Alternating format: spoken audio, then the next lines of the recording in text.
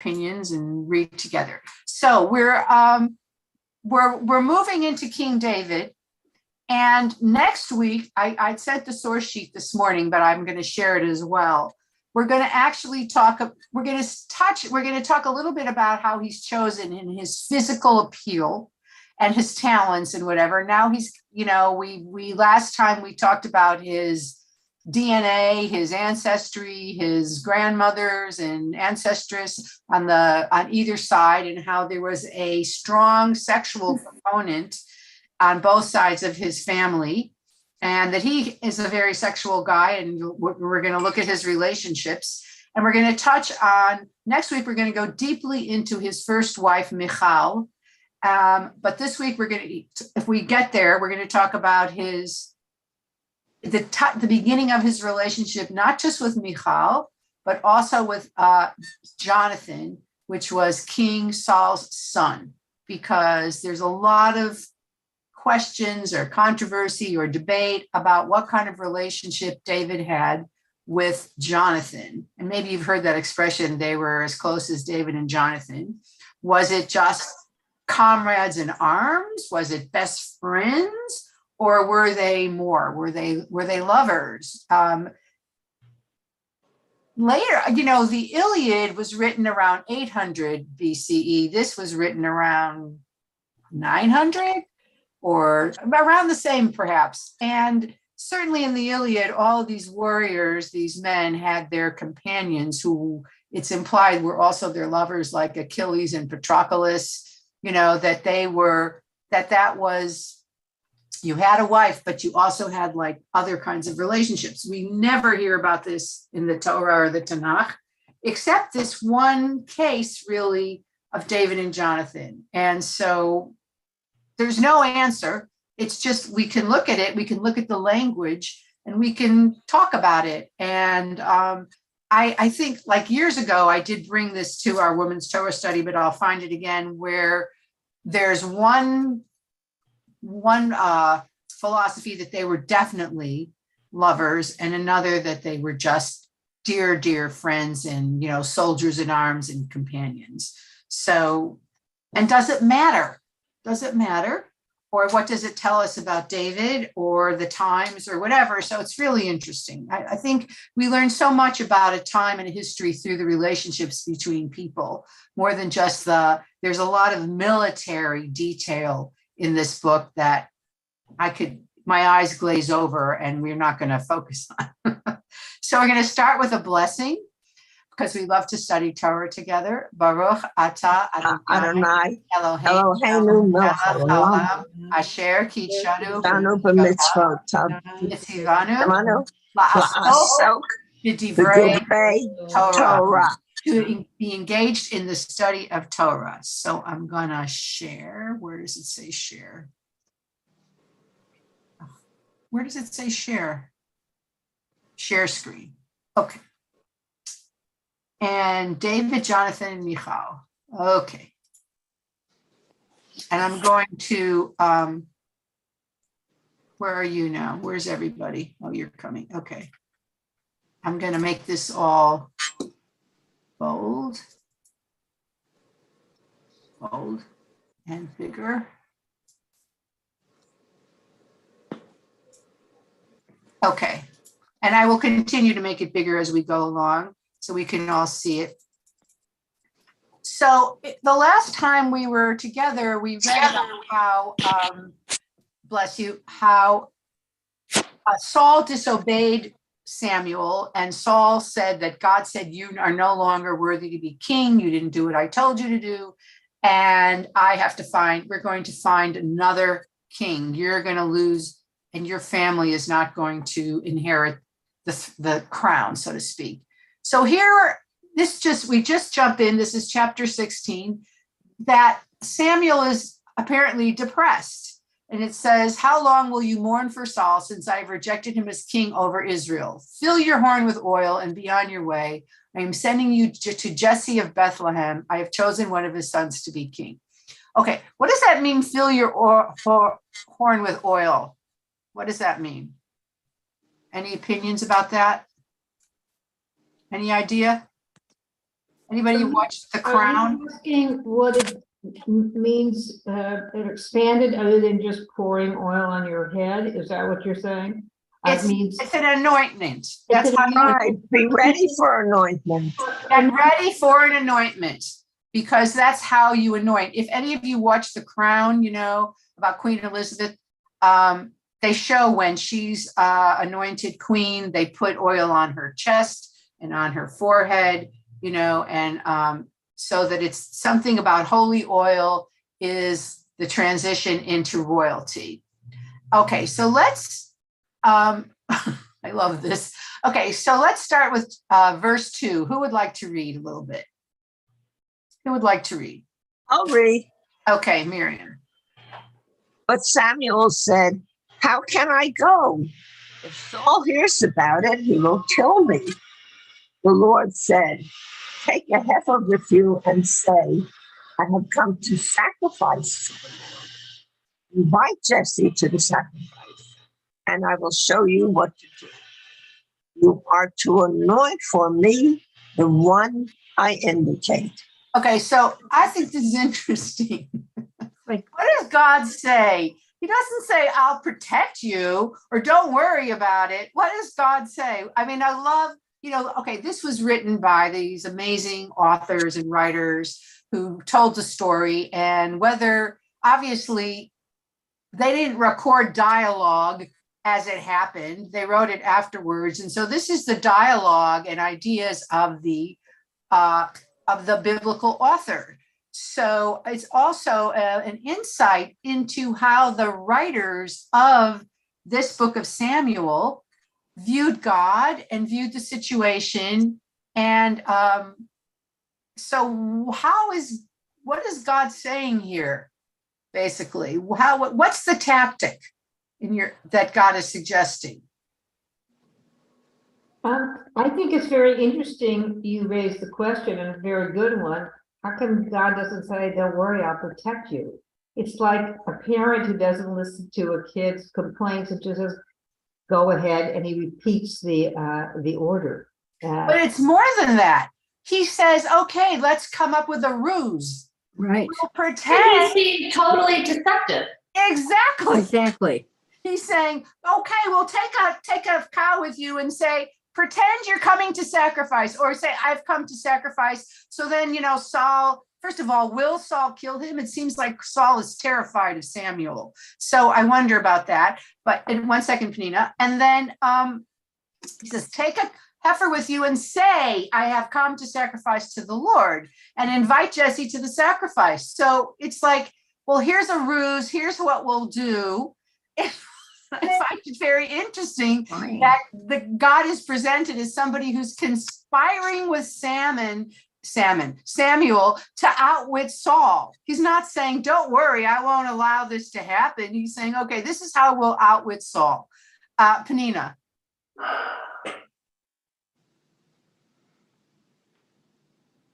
Can you hear me?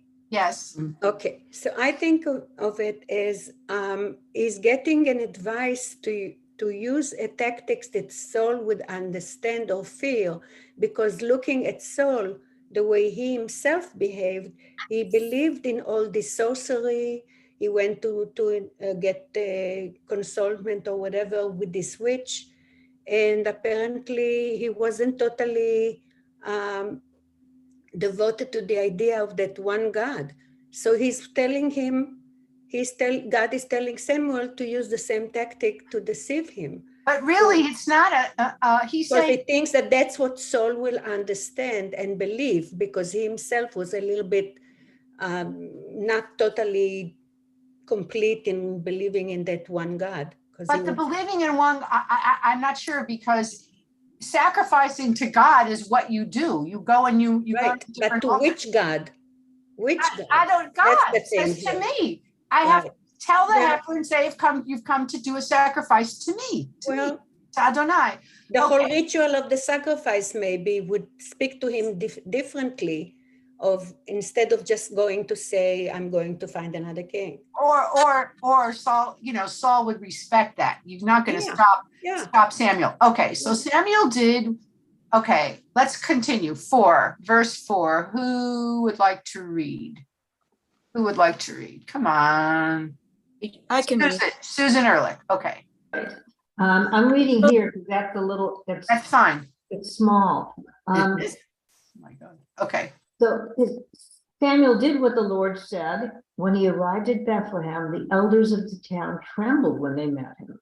They asked, "Do you come in peace?" And Samuel replied, "Yes, in peace. I've come to sacrifice to the Lord. Consecrate yourselves and come to the sacrifice with me." Then he consecrated Jesse and his sons and invited them to the sacrifice. Okay, let's stop. So I don't even have an answer for this because there's not a lot of commentary. But let's speculate. Why do you think the elders trembled with fear, were worried when Samuel showed up? And then why? Did they receive a prophecy? I don't know. Or maybe when the prophet shows up, it's usually bad news. It's bad news. Uh-oh, something bad. Why is he here? But it's curious that they say, do you come in peace? Is anything wrong? I guess, if the military shows up at your door, or the police or the FBI, or I don't know, people of authority out of nowhere, you go, uh-oh, did I do something wrong? What's going on? But I find that interesting. And then he says, consecrate yourselves, which I think it's like go to the mikvah, become cleansed, do something to cleanse yourself and come with me to the sacrifice. And okay, so we know that Jesse had 8 sons. Okay. So when they arrived, Samuel saw Eliab and thought, surely this is the son, this one. Okay, continue, Susan. I have a quick question Oh, first. yeah, please, go ahead. What's the big deal about doing the sacrifice? They went to Bethlehem. What's the significance of that? Can't you do it anywhere? Can't you what? Can't you have a sacrifice anywhere? There were certain sanctuaries that were set up. You didn't just sacrifice in your backyard. There were altars. This is before the temple was built. So there were altars at certain designated areas that you would go to when you wanted to sacrifice to God. They were all over the country. Okay. So, but I think it's Bethlehem because that's where they lived. This is where David lived, his family. So he said, go to the one in Bethlehem because that's where you're going to find the next king. So it had something to do with that going to Bethlehem, and there happened to be an altar there, and there were different priests and Kohanim and their, sons or Levites who ran these sacrificial altar places. That's where Samuel's mother, actually, she was sacrificing Hannah with her husband, and that's where she prayed to God for a son. And that's where Samuel actually was raised, in one of these places. Okay, so he thought it was Eliab, and he surely here. Okay, so Susan, continue. So I have one question. So Hannah, I knew that Bethlehem was David's hometown, but Hannah prayed there too. No. I think hers was Ramah. It was another one of those sacrifice sites. Right. Okay. It wasn't Bethlehem. No. I didn't know that about Hannah. Okay, but that's not the case. No. Okay.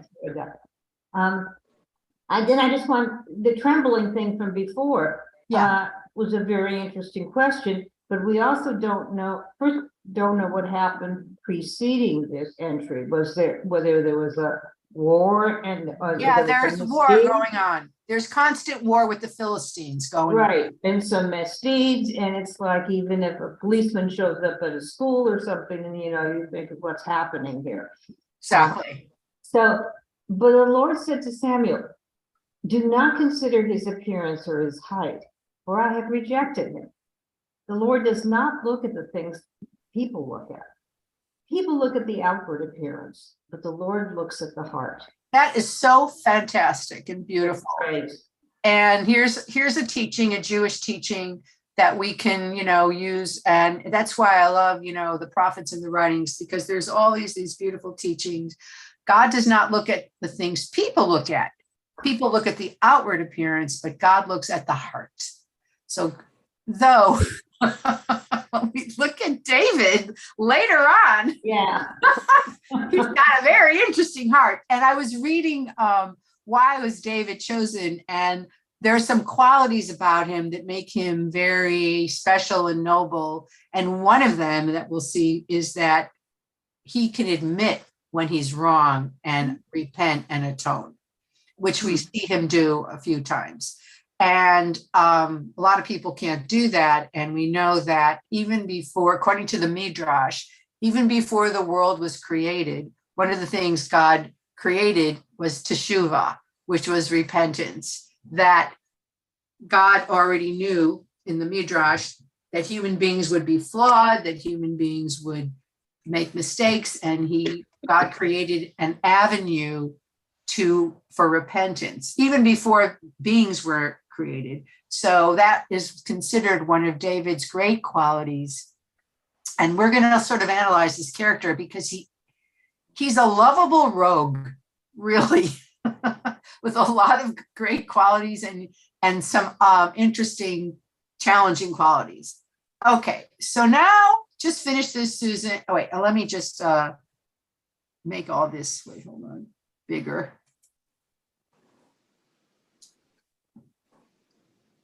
Great. Okay, Thank you. hold on, let me make it. And then, Candina. okay, so let's go back. Then Jesse called. Who would like to read? May I? Sure. Then Jesse called Abinadab, oh Lord, Abinadab, and had him pass in front of Samuel. But Samuel said, the Lord has not chosen this one either. Jesse then had Shammah pass by, but Samuel said, now has the Lord chosen this one? Jesse had several of his sons pass before Samuel, but Samuel said to him, the Lord has not chosen these. So he asked Jesse, are these all the sons you have? Okay, so all 7 of these sons who were older warriors, probably all handsome or whatever. And he said, is this it? And he said, okay, continue a little bit, Donna. So he's, I'll call it, okay. There is still the youngest, Jesse had answered. He is tending the sheep. Samuel said, send for him. We will not sit down until he arrives. So he sent for him and had him brought in. He was going with health and had a fine appearance and handsome features. Then the Lord said, rise and anoint him. This is the one. Okay, so this is the one. We don't know his name yet, but it's the youngest. Now, there's a very interesting theory, biblical theory, because there seems to be, if you notice, a theme about younger sons in Jewish, the Bible. So who are the younger sons who always seem to inherit? Who are they? Come on, you know. Susan. Joseph and Jacob. Where are we? Well, Isaac was the only son. No, he had it. Younger than Yeah. Ishmael. About Cain and Abel? Cain and Abel, right? Joseph, Benjamin. And Benjamin, well, yeah, but Joseph really was the one who his sons inherited. And then now we have David. And I read an interesting biblical, analysis of this is that in our Jewish lore, the younger son, the youngest, the smallest, always seems to prevail. And it was symbolic of the people because Israel was a tiny, tiny nation among giants in the ancient world. Israel was this small little country surrounded by massive civilizations, Egypt, Babylonia, Assyria, all around them were these huge countries. And then there was little Israel, and Israel was in the center between them. You had to cross Israel to get to, like, from the north to the south, you had to go through Israel to either way. And so there was this, it's symbolically, you're unconsciously or psychologically saying that the little small country, like David, like Isaac, like Joseph, is blessed and chosen and will prevail. May I And ask a question? Yes, 1 second. Okay. 1 second. And interestingly, just we have to look at it for whatever we think.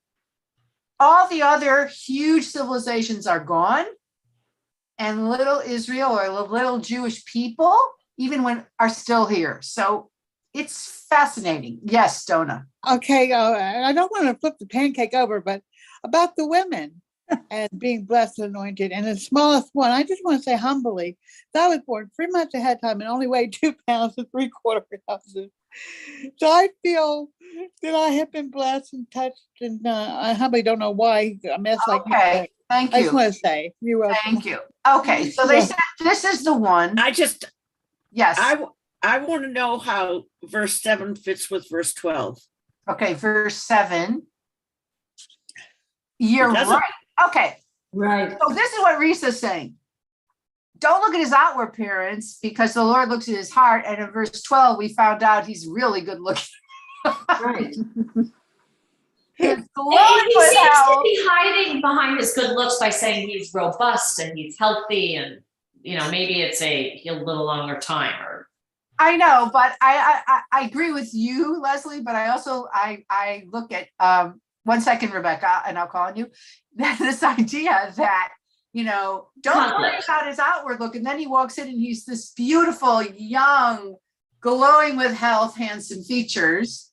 The only thing that I want to just point out, something that Panina has mentioned many times, that he's a shepherd and that he's tending the sheep. And we're going to see a little more about that in a second. But I think that's a very good point. It doesn't count, but it doesn't hurt. If That's right. It doesn't hurt. Okay, Rebecca. What's the relationship of Jesse to Samuel? Nothing. He just showed up at his house and said, come and have a sacrifice with me and bring your sons. And then he is looking to see which one, because God had said, go to their house.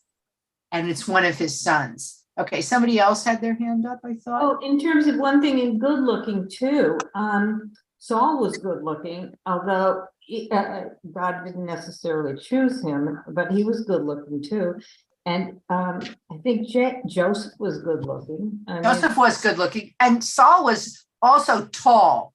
And tall. They can make a big thing about him being tall. And there's been this sort of, survey or whatever study that no short men have ever been elected president, that it's all tall men are president. And we imbue or endow tall people with qualities they may not necessarily have. And we're going to see, I always imagine David as short or, average height because, and we're going to look a little later, when he tries on Saul's armor, when he's going to volunteer to, fight Goliath, it's too big for him and it doesn't fit. And he said, he's swimming in Saul's armor. So that always gave me a sense of the difference in stature between David. I always saw Saul as like 6'1" and David like 5'8" or 5'9". In my mind, for no reason.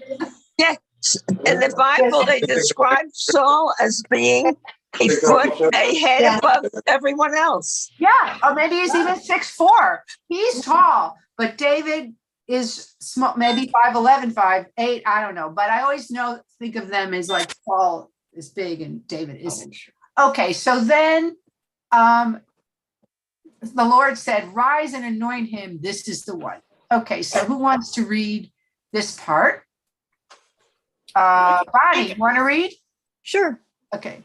Okay, so Samuel took the horn of oil and anointed him in the presence of his brothers, and from that day on, the Spirit of the Lord came powerfully upon David. Samuel then went to Ramah. Okay, so let's just stop for a minute. Okay, it's like Ruach Elohim, the Spirit of God. But what does that mean to you? And then he just anointed him and left. It's not like he became king or anything. So what do you make of this verse?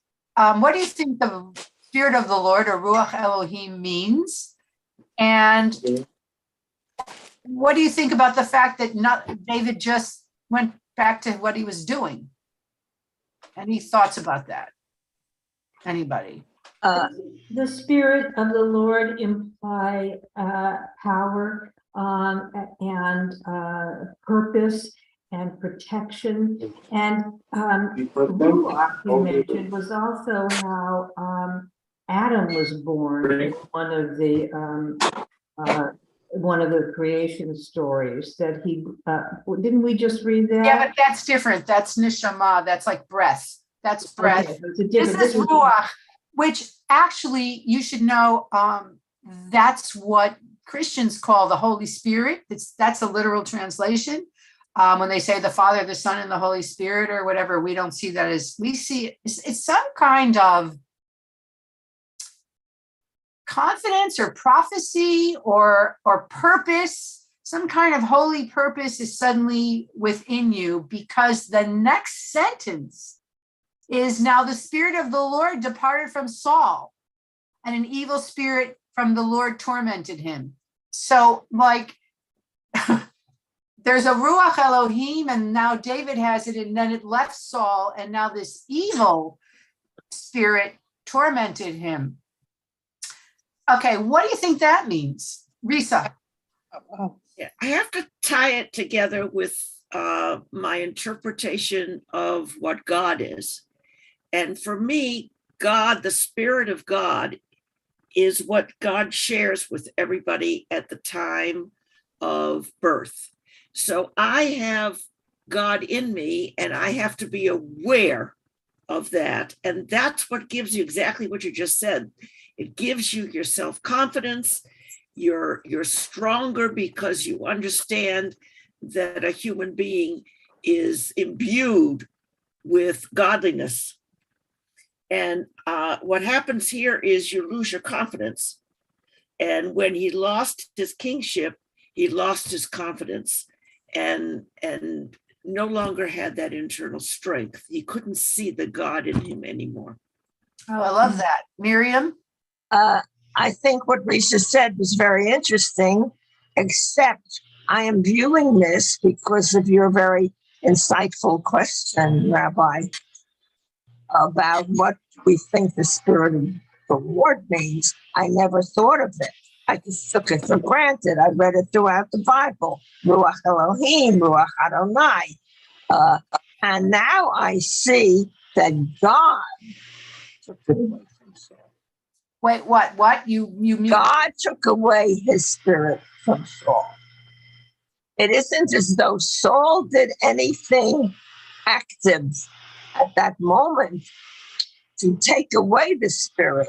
But I am now looking at it with another eye, not rejecting the other one either. But God took away his spirit.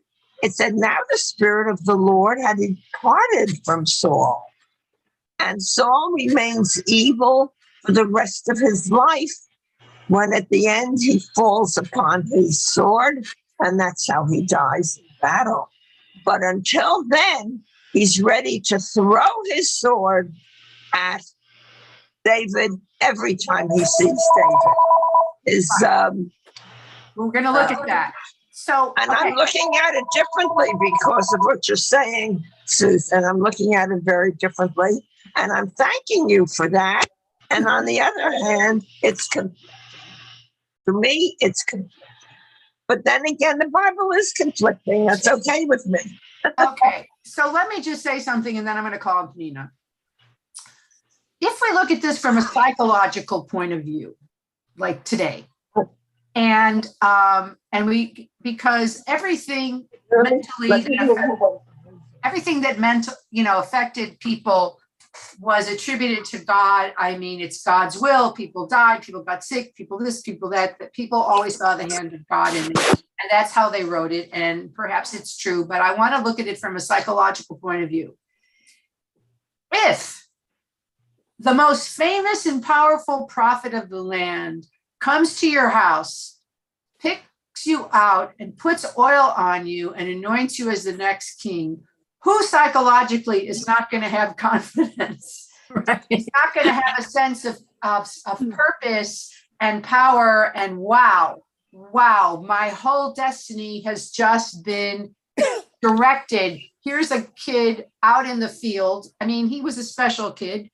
I think of him as a young man, you know, in his 20s, watching the sheep. And we find out he was and he's a poet and he's an artist and he has all this stuff, but he's the youngest of 8, probably picked on. And we see his brothers are annoyed with him. It's like a Joseph story, but not as bad. And suddenly this guy comes. And so psychologically, that is the Spirit of the Lord. I am called. And it's like when you're, I don't know, you're promoted, you get a medal or whatever. It's a symbol that suddenly elevates you psychologically. On the other hand, I'm just talking psychologically, the Spirit of the Lord had departed from Saul and an evil spirit from the Lord tormented him. He had been told that, you know, you've lost God's blessing. You're not going to continue to be king, or you've lost your legitimacy and your family will not inherit. And I see this as depression, anxiety, and the evil spirit, which we see is paranoia. He starts to become paranoid. He starts to become nervous, anxious. When is it going to happen? What's going to happen to me? Who's against me? Did they hear what they said or whatever? And so we know he was mentally fragile to begin with. We saw him dancing with prophets, and he was not really strong mentally to begin with. And now he's sort of falling apart. So I think it's interesting to look at it both from the holy God point and from the psychological point, that David is feeling really good and Saul is starting to disintegrate mentally and psychologically. And it's obvious to everybody because of his attendance. So who was reading this number 15? Who was just reading? I was. Okay, read number 15 now, verse 15. Okay. Saul's attendant said to him, "See, an evil spirit from God is tormenting you. Let our Lord command his servants here to search for someone who can play the lyre. He will play when the evil spirit from God comes on you, and you will feel better." Okay, so this is fascinating. First of all, confusing. It was what? It's confusing. Okay, why is it confusing? To me, it's confusing that the evil spirit is coming from God to torment him. I guess I don't ever think of the Lord as having an evil spirit. Oh, okay, but let's just say that everything bad that happens has to be if you believe that God, actually ultra Orthodox people still believe this, and very religious Christians believe it too. Everything that happens is from God, the good and the bad. It's from God. And that's a point of view that if something is happening to you, that's and good things are from God too. God's blessing you, God's bounty is pouring on you. They see everything. I mean, I think I mentioned this once. I called a woman from this Black church that we're very close with for lunch. And we had this fantastic talk and made all these plans. And at the end, she said, "I'm so glad God put us together today." And I thought, no, I called you. I did. But she saw it as God being instrumental in what was happening. And a friend of mine, similarly, an African-American woman, she had been trying to find a house for 14 years that she and her husband could afford. And they finally found one. And she said, "I thank God for helping me find this house. It's because of God." And I thought, well, 14 years. Yeah, 14 years. But, she lives in that space of gratitude at all times. Mm-hmm. And when things go wrong or badly, she still thinks that God has a plan and there's a reason, and it's all part of a greater thing. So that was a great explanation. It was. Okay, so that's how they see it. We can also see it as, oh my God, you're like a mental mess. You're like anxious. You can't sleep. You're drinking. You're pacing. You're crying up uncontrollably. You're like a wreck. But what's interesting is what's their solution as something that will soothe him? Music. So even in the ancient world, they already knew that music had, soothing and healing powers, which I find, really interesting. Okay, now this is I say, this is the great hand of the author. It's brilliantly written because guess who happens to play the lyre? David. And so it's like a perfectly constructed story. So we think, okay, what's David going to have to do with the story? You go back to Saul, you say, well, what happened to David? Here's what happened to David. So now he's coming into his thing. So 17, who would like to read? I'll read it. Okay. So Saul said to his attendants, "Oh, it's disappeared. I'm sorry, my iPad was switched off." Oh, all right. Would somebody else read while she's getting it? Leslie. Okay. Yeah, and then I have to go. So Saul said to his attendants, "Find someone who plays well and bring him to me." One of the servants answered, "I have seen a son of Jesse of Bethlehem who knows how to play the lyre. He is a brave man and a warrior. He speaks well and he is a fine looking man, and the Lord is with him." Okay. But don't worry about how you look. It seems to be a big thing, how you look. Well, God doesn't care, but people care. We can go that way, Risa, that God says, I don't care, but everybody else cares. And I think people change their rationale to fit their argument. Right. Yeah, exactly. Or it's a commentary on the difference between human beings' values and God's values, because they're saying doesn't care about that, but people do. Samuel was impressed. These people are impressed.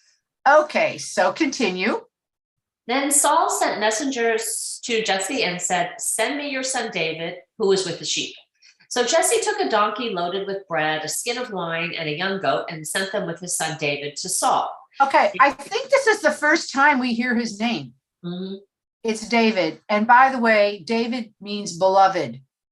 It means beloved. And like the expression, Ani ladodi vidodi li, my beloved and my beloved is mine, is from the same root word. So David in Hebrew, it means beloved or loved. Okay, I just want to finish. Okay, Leslie, why don't you finish it? David came to Saul and entered his service. Saul liked him very much, and David became one of his armor bearers. Then Saul sent word to Jesse saying, "Allow David to remain in my service, for I am pleased with him." Whenever the Spirit from God came on Saul, David would take up his lyre and play. Then relief would come to Saul, he would feel better, and the evil spirit would leave him. Okay, whoops, sorry about that. So it actually worked. So now David was in the household. He was part, he said, let him stay here. He had no idea who David was. David was just, he became one of his armor bearers. So he carried his armor around when he wasn't wearing it. And he played music, and this evil spirit would leave him. I just love that music helped him psychologically, and how many thousands and hundreds of years before music therapy became a thing.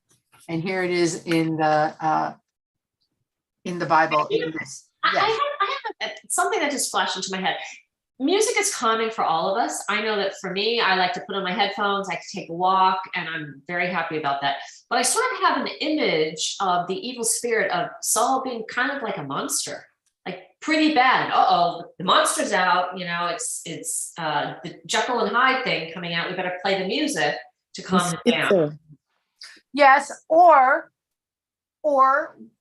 Saul would say, "Send in. I'm feeling terrible. Send in David to play to calm me down." I mean, it could either be that his servants sent him in when he was, but Saul was the one who said, "I like him.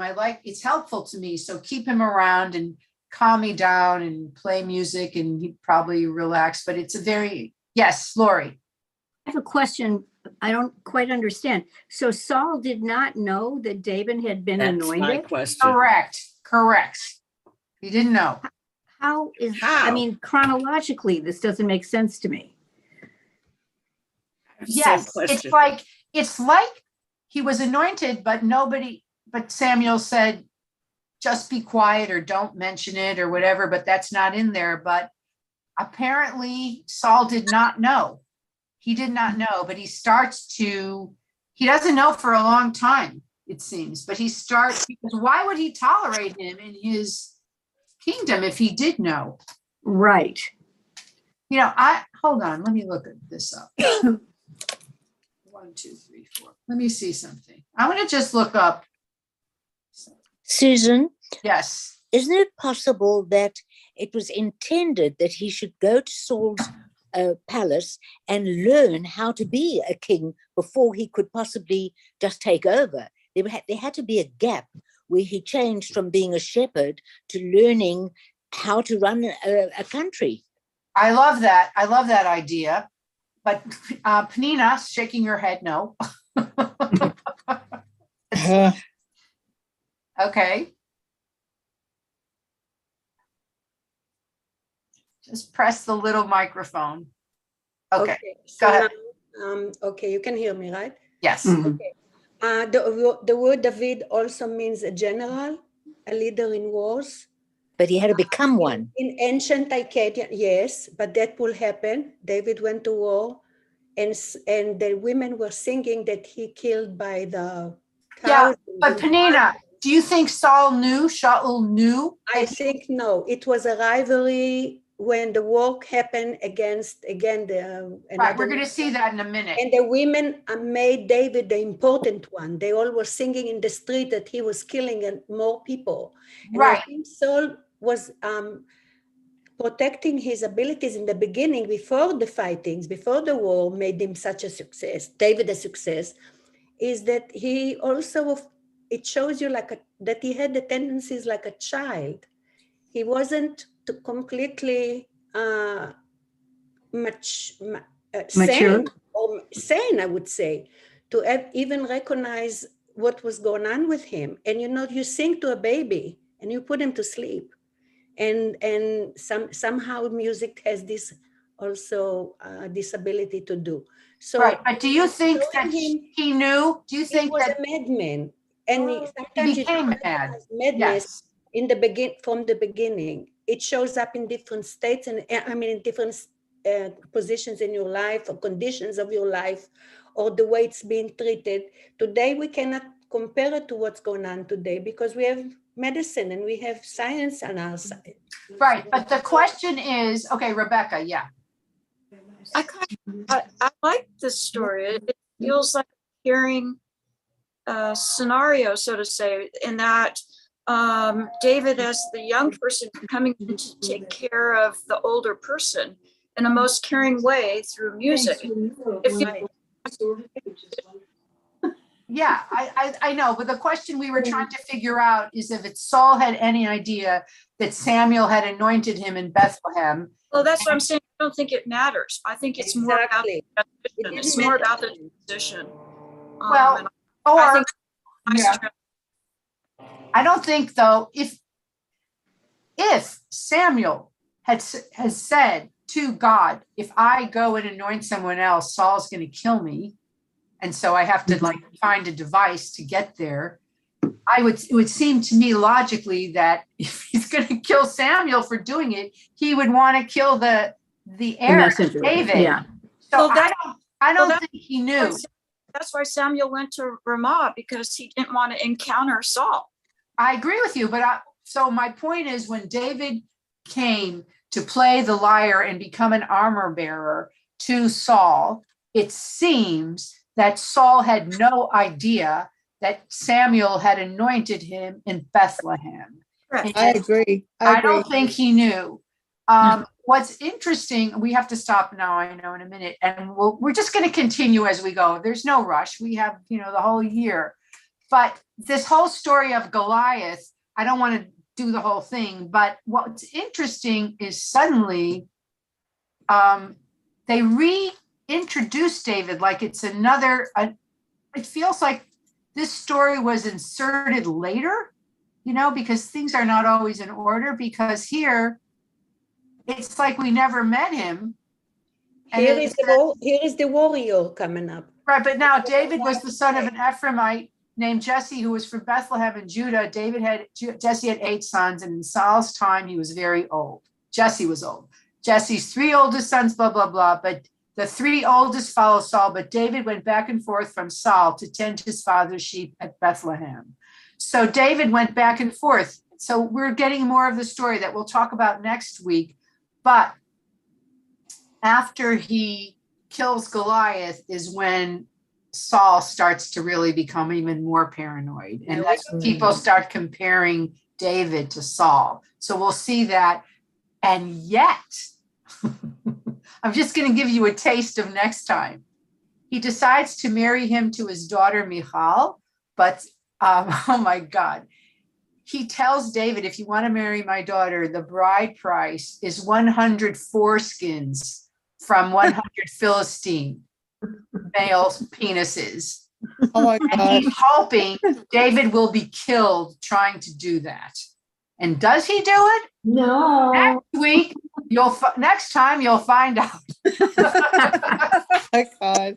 I love it. Good All right. night. So bye everyone. Shabbat shalom. I'll see you Bye-bye. next Bye, week. Shalom. Thank you. Thank you. Thank Bye, you. Bonnie. Thank you. Thanks. Bye, guys. You're wonderful. Thank you. Thank you.